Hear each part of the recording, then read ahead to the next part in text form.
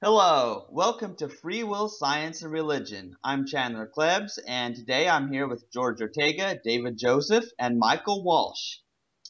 And I believe we were going to be talking about how we come to understand that we don't have a free will, and also the subject of punishment. David, you want to Michael, you want to present your basic thesis on this, or what you want to explore within it? Sure, yeah. Although I was actually kind of hoping other people would go first. I don't want anything I say to influence anybody else. And yet we know it always does. That's the whole point. It does. I know that's the thing. No. Yeah. So this is my first podcast here, and whenever I'm surrounded by people who have come to the same conclusion I have, I'm always curious as to how they came to that conclusion, by what process, and if any of those things were very, very similar to how I did. And so I always ask people, George, in our meetups, I always go around asking people, like, what are your thoughts on free will? If you don't believe in it, why? Or if you do believe in it, why? And it's amazing the kind of answers you hear people say. I know Nick. I think that the guy Nick, who hosts the show with you for a long time, George. That's his name, right? Nick Vale, absolutely. Yeah. He had a very interesting answer when I asked him how he came to accept free will. Nick is the kind of guy who jokes around a lot. I don't know if he was serious about it, but here's what he said to me. He said that over the course of his life, he realized that he had not been very successful in many of his endeavors, in his personal life, in his work life, and so forth. And then at some point during this process, when he realized he wasn't that successful, he kind of reasoned that, well, it couldn't have been my fault because I'm a really smart guy. So it must have been that I was determined to be, I don't know, a loser or someone who's not that successful. And that was how he came to accept that free will was an illusion. And I looked at him, and at first I honestly thought he was kind of joking around because he jokes around a lot. And I asked him a little more, and he seemed kind of serious. And I was like, well, okay. To me, I didn't really think that was a good reason to conclude that there's no free will. I mean, he's essentially saying, like, okay, my life's not successful. It couldn't be my fault, so it has to be determined.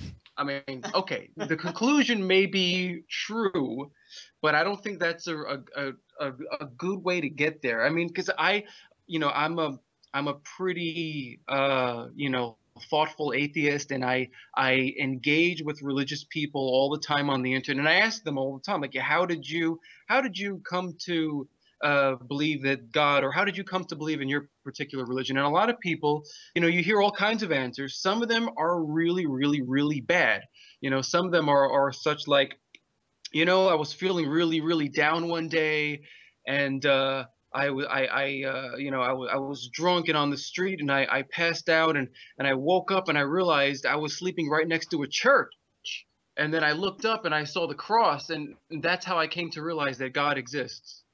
And to me that's a very, I know I have a friend of a friend who I knew. I was hanging out with him at a party, and I literally asked him how he came to God, and that was the story. He was in Spain, and he was feeling like crap one day, and he was drunk and he passed out, and he woke up and he realized he was passed out on the side of a church. And that's how he came to believe that God exists. And I was like, that's not a very good reason. I mean, especially in Spain, there's probably a church every half block, So, I mean, I always ask people how they came to believe what they believe to be true, whether it's their whole worldview, their beliefs on God, or their ethics, or their views on free will. And, it's very interesting to me. And here's how I personally came to see the non-reality of free will. So, like most people, I kind of had the intuitive, naive belief that free will is true, like we all do. It's kind of the everyday common sense view that most of us all have, that we have free will, regardless of whether or not we believe in a God. You know, we have this natural, intuitive sense that we have free will and that people are moral agents who are in control of their beliefs. That we are we are the beings, are the agents that determine that. And we kind of sort of inherited this from Descartes. You know, Descartes had that kind of dualistic ontology, you know, that you know our bodies are one form, one part of us, and our minds is separate. So you have this dualistic ontology. There's mind and there's matter.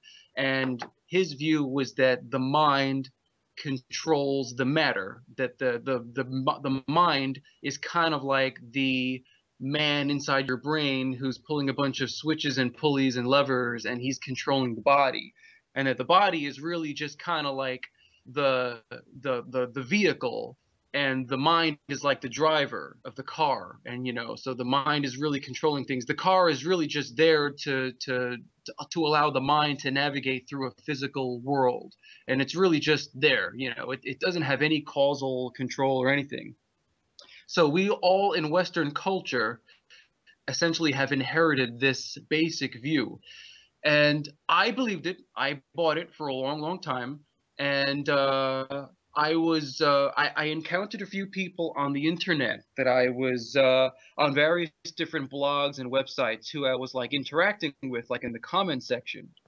And there was this one guy who I was having a debate with, and he was an atheist like me, and he was a determinist, you know, and he was arguing against free will, and we went back and forth for like months. And I kept pushing back, you know, trying to make the usual arguments like, well, you know, if there's no free will, then there's no moral responsibility at all. You can't make anybody accountable. You can't have a legal system. You can't have a moral system. And I kept pushing back on this, and he kept pushing back, and he kept having like really, really good arguments. And he kept arguing that the idea of free will in and of itself is not coherent. It's not something that can be made rational, because if a belief pops into your head, how are you in any way? How could you have chosen that? And you know, and Sam Harris expounds on this a lot, you know, in his latest book and a lot of his talks and lectures. You know, he says, well, if you can't have a thought about a thought before you have a thought. And so we are not in control of our consciousness. Ideas and thoughts literally just pop into our head. I mean, they have a causal mechanism that goes before that, but in our consciousness, they appear, and we have absolutely no control over that. And to say that we have some kind of libertarian free will, that we're in control of our thoughts, it doesn't make sense given the fact that we cannot choose what thoughts we have. You know, it's just impossible. And then I started getting into the evidence from neuroscience. And over a period of about maybe a year to a year and a half or so, I kind of teetered from being a pretty firm believer in free will to being kind of agnostic, to then moving on over towards the other end of the scale, and now I'm pretty convinced. And the evidence for neuroscience is really what kind of sealed the deal for me. And all the evidence from neuroscience, going back from Leibniz from 1983 and his initial experiments, to all the evidence we have given, you know, fMRI scans of the brain, every single reliable scientific experiment shows that the brain chooses what you're thinking before you're consciously aware of it. There's no exceptions to that at all. Every single thing. So it's either a few hundred milliseconds or it's up to 10 seconds. Every single experiment, whether it's choosing a button or actually doing math. There's an experiment that was done just a few years ago that shows that people who are doing mathematical calculations, it can be determined by their brain scans using fMRI imaging, that a scientist can determine what you're going to calculate in your brain before you do. And I don't know all the details of it. I think I sent you a link to that in one of my emails, George. But the combination of free will not being logically coherent, given the nature of things and our consciousness, and all the scientific data showing that brain determines thought, and that our consciousness is already predetermined before we're aware of it. That's what led me to accept that free will isn't true. And in some ways, that's the easy part, but the hard part, in a way, comes from all the philosophical problems that you now have to consider given no free will, which is, legality and morality and stuff like that. And I think that, a good argument can be made for moral responsibility and how a judicial system would work given no free will. And to be honest with you, right now, I don't know what your other positions are, but there's essentially two positions a person can make who doesn't believe in free will. Either you can be a hard determinist or compatibilist. And so personally, I'm kind of an agnostic on either of them. I think that you can make really decent arguments for both. And so I'm kind of in between there. I haven't really decided that. And so I'd like to also hear your guys, what your positions are on those two main positions that one can take who denies free will. Yeah, it looks like Felicia Hogan joined our call finally. Felicia, Yes, are you there? finally. Well, yeah. Well, that's great, Felicia. You've joined us in the middle of a podcast, but that's just totally fine because you probably heard some of that. Right now we're talking about how we came to understand that free will is an illusion. And Felicia, you recorded an excellent video about that. And so thank you. Yeah, George linked me to that video a long time ago, and that's how I found you and all. People should definitely see her video related to free will and human responsibility. But maybe Felicia could just briefly sum it up for us here during this podcast. Yeah, absolutely. Well, myself and my entire family struggle with depression, just chemical imbalances in our brain. And I found that affected a lot of my choices, behaviors, a lot of my life. And it wasn't out of any decision of my own. It was just chemicals in my brain. And then when I was in a social psychology class in college, we were talking about how different sections of the brain control different things, including anger and rage. Specifically, we went over a experiment where they put an electrode in a bull's brain, then deliberately made it angry, and then shot a small electric pulse through that area of the brain, perfectly calm. Just like that, turned off those emotions, that anger, that rage. And so that's when it occurred to me, that clicked really, that all of our emotions, everything that we do, everything that we think, our behaviors are out of our control. There are different areas in our brain that are doing their own, biological functions that affect us. And so that was the start of that.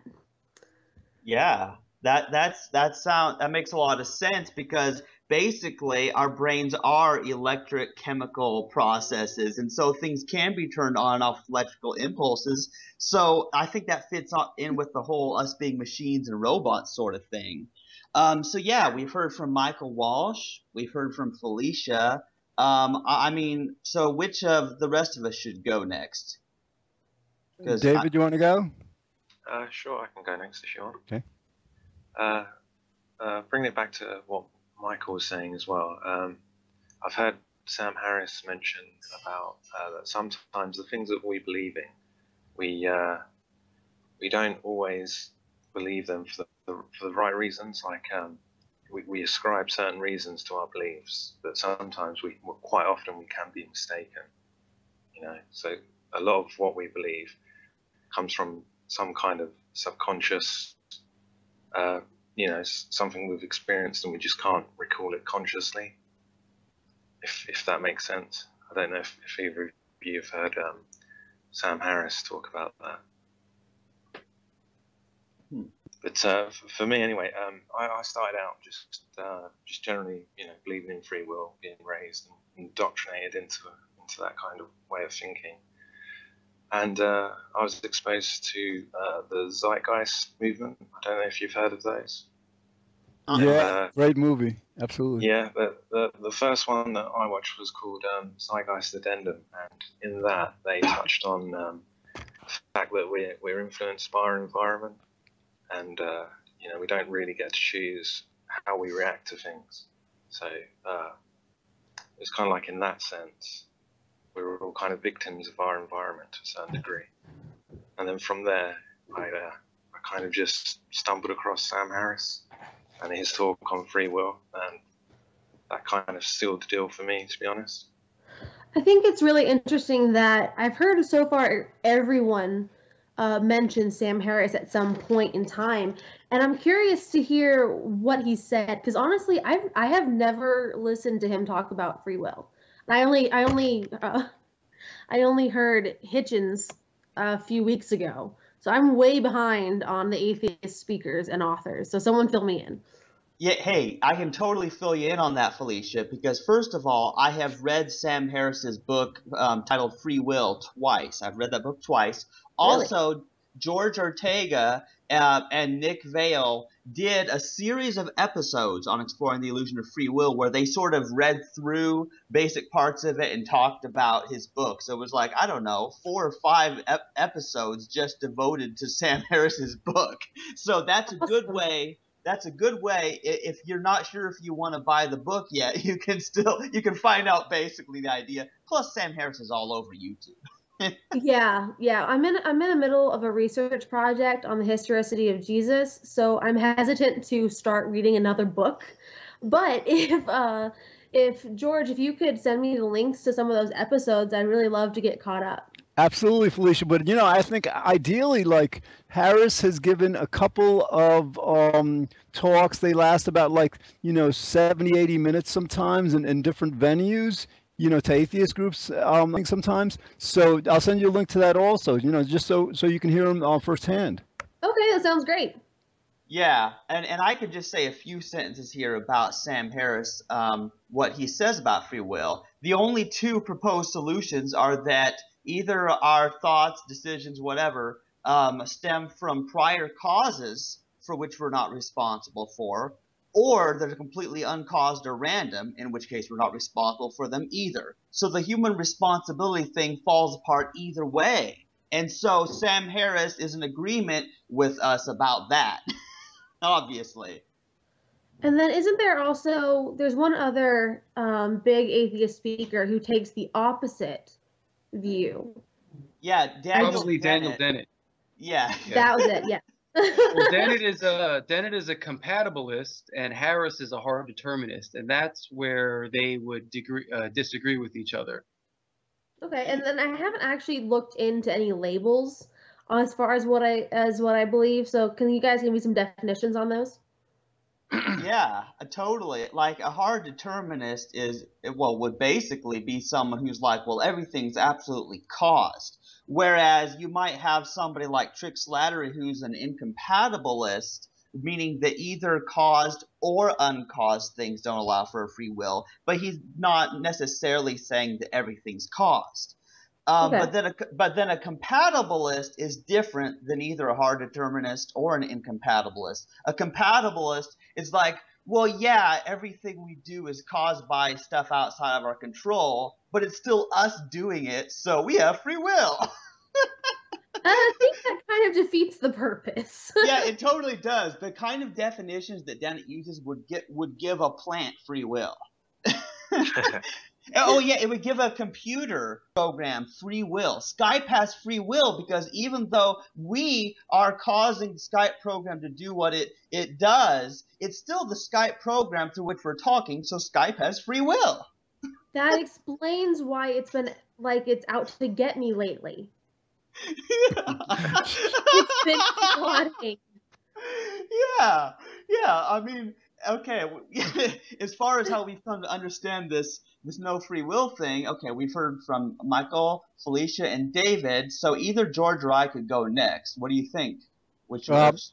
I'll go, Chandler, then you can wrap it up. All right. So, all right, basically in my life, I think the first time I thought about it was as a kid. I think it was in elementary school, and I think like most of us, we were taught like, well, yeah, you're supposed to love people, love people. And that sounded great, right? But then when that would occasionally come up, in conversation with the kids and all, But then some kid would say, but you can't love Hitler. No, you can't. And then so there's that idea that there's certain people that you're not supposed to love. And then there's this idea of hell. Not only that you're not supposed to love them, but that there's the place that where horrible people go to spend the rest of eternity. And the other belief I think that you guys are familiar with is the belief in well, yeah, the belief in hell that this basically that God the belief that God is all good, right? I mean, if you were raised religiously, God is all good, God is loving and all. So I'm trying to wait a minute, like somebody does something wrong, real horribly wrong, but they spend the rest of eternity, which is like eons and eons and eons, like suffering horribly. So anyway, I'm trying to put this stuff together, and then I kind of I'm thinking about like Hitler and these guys, and again I'm maybe 8, 9, 10, I don't know, and I'm just beginning to question this. I don't think I at that time thought really directly about the topic of free will, but my thought at the time though was these like really horrible people in the world.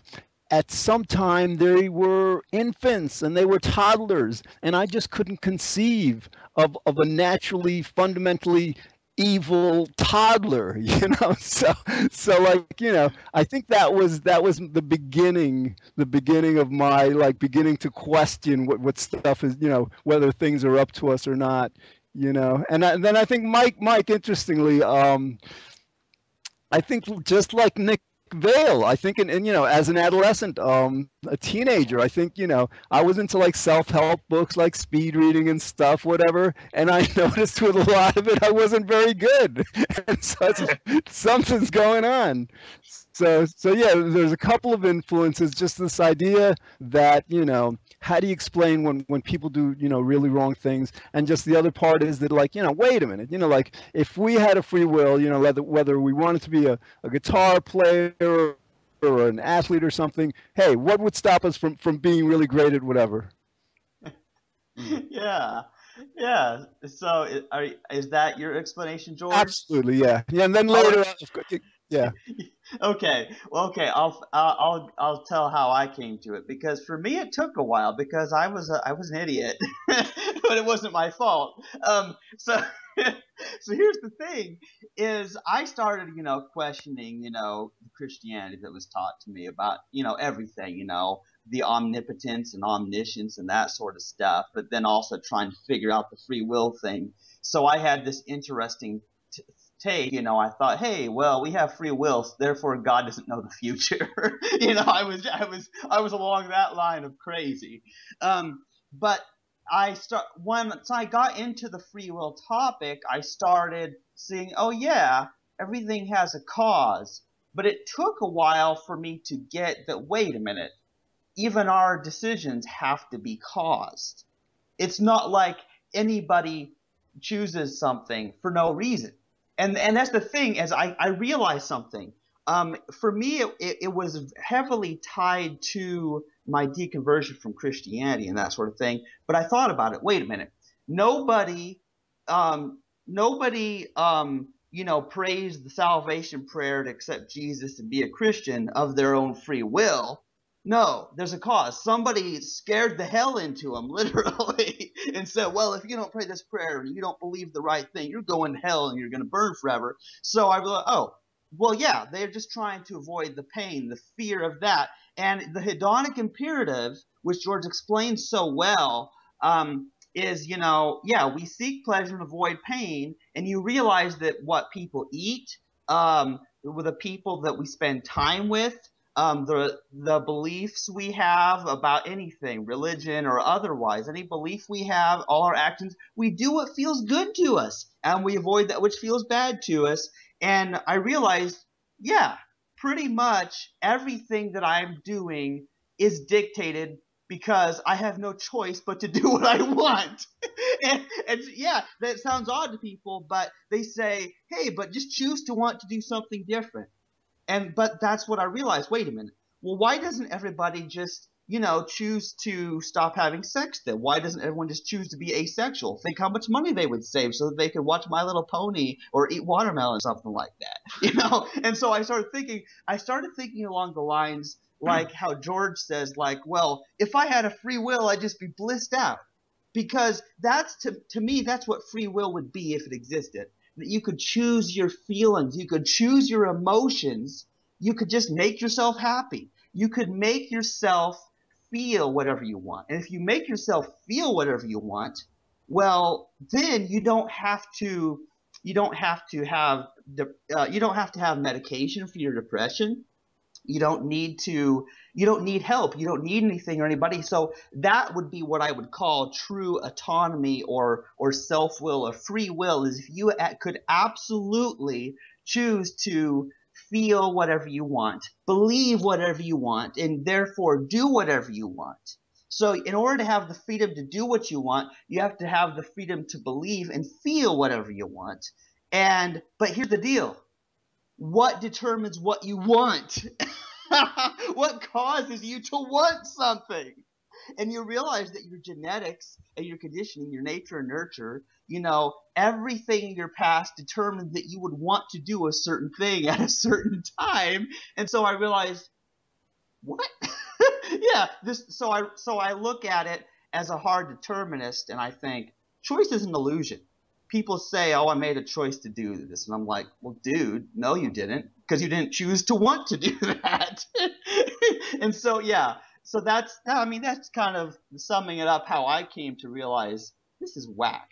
And we got, billions of people walking around this earth thinking that they're choosing to do whatever they want. Like, they really think it would be possible for them to either eat a banana or an apple at any given time. But hey, what do they want to eat? What determines they want to eat that, But I also just want to briefly mention, it goes much deeper. Because if the only decisions that we were talking about were about eating an apple or an orange or banana, who would care? Who would care about the free will topic if it weren't for that? No, we're talking about what causes people to do things such as start wars and what influences, economics and all sorts of political policies. I mean, that's where it gets interesting, because then it gets into, well, each person has their religion that teaches them this system of morality, and they're in this culture which teaches them this is right, this is wrong. So you get two different people from totally different countries, totally different background, and they're fighting with each other and being so hostile and hateful to these other people because they're like, oh, this person chose to be bad. When really, neither of them chose to be what they are. So by overcoming the free will thing, I'm just like, hey, there's no need to be hating people. Nobody chose to be what they are. So that's how I like to explain it. Where are we on time, George? We've got about 2 minutes left. Darn. Well, Felicia, we're gonna do another one right after this. So. Okay. Yeah. Well, I guess I was wondering. The shortest thing that I was wondering actually would be, I've noticed that a lot of people have mentioned free will in their deconversion process. I know it was a big part in both Chandler's deconversion and mine. Do you guys think that free will is tied specifically into religion? I personally do. Well, yeah. It depends on the religion. Because even within Christianity, you have two camps that are for free will and camps that are a camp that is not for free will. The majority of Christians, though, do believe in free will, like a libertarian kind of free will. Because otherwise God's a sociopath. Sorry? I said, well, yeah, because otherwise God is a sociopath. Yeah. Yeah. Yeah. Yeah, I would say, Felicia, as far as answering that about whether, free will is tied to religion, well, here's what I think, is I think that religion is something that stems from the free will belief. Like that the belief in free will is required before you could have a system of reward and punishment, heaven and hell, all these different ideas, because you have to have the humans to be fundamentally responsible in some way in order to feel that they even deserve reward or punishment. So all religions, in a certain sense that I know of, at least the monotheistic religions, fall apart without the free will belief. And if people had never believed in free will to begin with, the religions would never have even formed. Of course, Michael mentioned that there was a sect of Christianity, especially Calvinism, that believed in predetermination. And it's just that those seem to fall away as our sense of morality and empathy and community continues to evolve. Yeah, the Calvinists Calvin is kind of a real hardcore Calvinist, like not the wishy-washy kind, like your typical like wishy-washy Catholic, who says they're Catholic but doesn't really do anything about it. But like real deal Calvinists who take the Calvinistic interpretation seriously. They own up to the fact that God is a dick. In their view, like, yeah, God predetermines us to go to heaven or hell, and for those of us who are determined to go to hell, so be it. We're just meat puppets, and God's in control. Yeah, there are some people who honestly don't mind worshiping a sociopath. I think that's a really good point. Yeah, I've met a few people like that. At my very, very, very first meetup that I ever went to, which was about almost 3 years ago or so, there was this guy who came by, and he was a very, very hardcore fundamentalist Christian, and he was trying to preach the gospel to us, but do it very subvertly. And he gave me his card, and we were talking on the internet, and he's like, yeah, I worship a sociopathic God, and I don't care. He just totally just accepts that. Whoa. Yeah, but Felicia, one thing I want to say really quickly, since we're running out of our time here, about the Calvinist system is it still requires free will, because it still requires God to have a free will to be somehow choosing to even make the humans God's puppets. Well, what causes God to do what God does? So then you still have the problem. It's still a free will belief system, except that God has the free will instead of the humans. What a fun question. If God is real, does he have free will? Ooh. And George is really big into that topic about how can God have a free will. Guys, maybe it's not his fault he's a sociopath. Yeah. Right, we should, yeah. If we define God as omniscient, that means God knew 1 billion years ago not only what we'd be doing today, but what God would be doing today. So that kind of locks him into it. So I don't think God has any more free will than we do. That is a really good thought. Yeah, that's so funny. I think that's a really good place to end this particular podcast, I guess. We talked about a lot. Okay, you've been listening to Free Will, Science, and Religion, and this has been a great discussion about how each of us came to overcome free will belief, and also how it's not God's fault that he's a sociopath. Okay, we'll see you in the next episode.